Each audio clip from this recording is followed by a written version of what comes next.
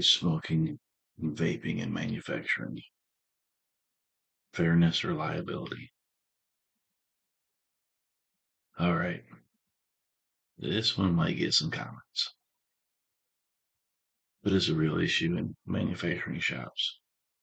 Smoking, dipping, vaping, and now, marijuana vapes. And most shops don't have a clear, consistent policy around it. They just kind of deal with it as it comes up. And that's where the problems start. Because here's the situation. Cigarette smokers, they go outside, take a smoke break, 5 minutes, 10 minutes, come back in. It's visible, it's defined, it's structured.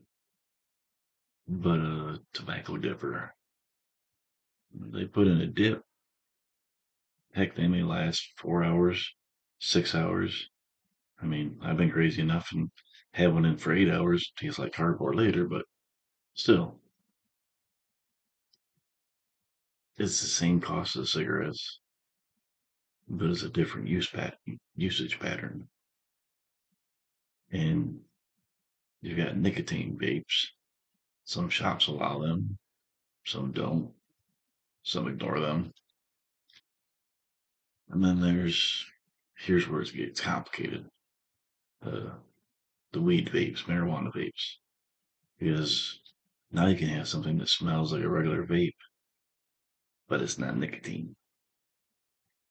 And in a manufacturing environment with CNC machines, forklifts, heavy equipment, tight tolerances, safety risks, that becomes more than a preference. That becomes a liability. So the question isn't, do you like smoking? The question is, do you have a clear workplace standard that protects fairness and safety? Let's start with fairness.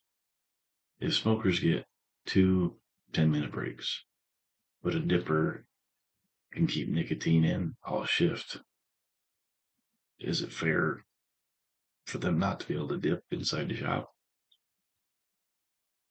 Some people would say no. Some people would say yes, because the dipper is not leaving his station.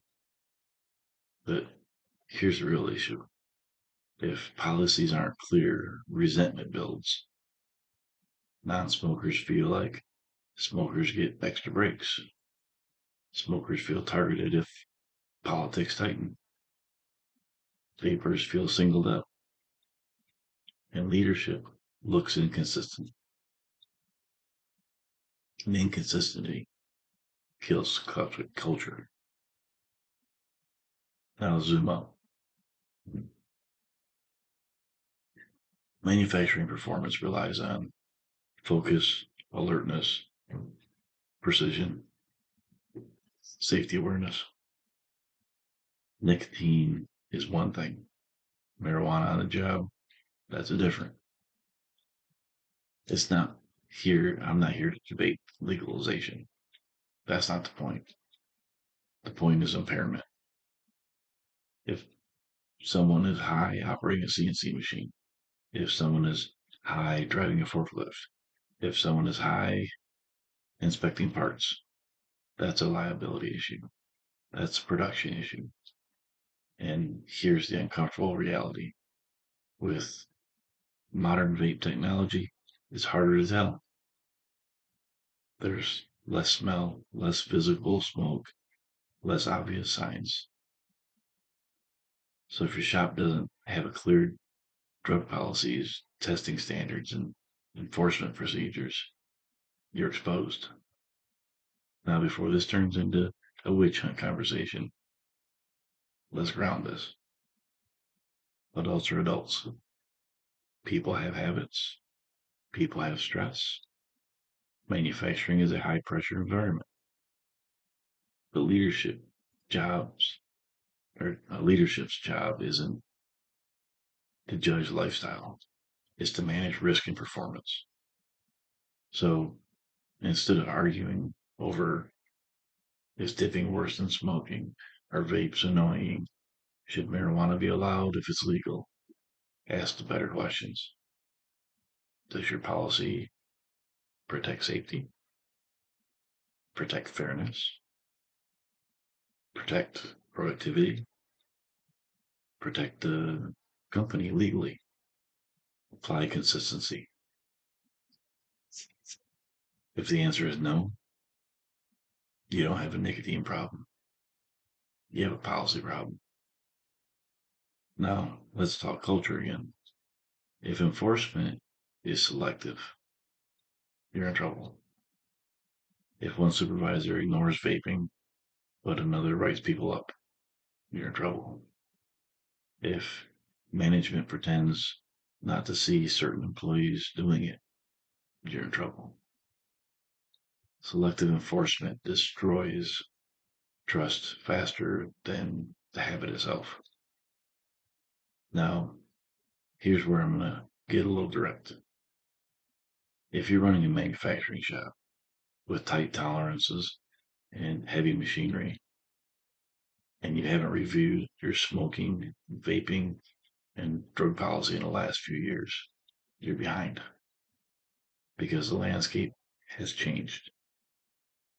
Vape tech changed, marijuana legality changed, workforce demographic changed, and policies written in 2005 won't address 2026 reality. So, what should shops do? Clear written policy, clear break structure, clear designated areas, clear impairment standards, clear enforcement process, and clear communication. And most importantly, consistency.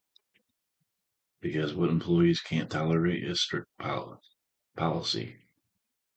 What they can tolerate is strict policy. What they can't tolerate is unpredictable policy. Now let's talk about leadership maturity. You don't need to shame people. You don't need to moralize. You don't need to publicly call out people. But you do need to say, this is a standard in this shop. And I mean it.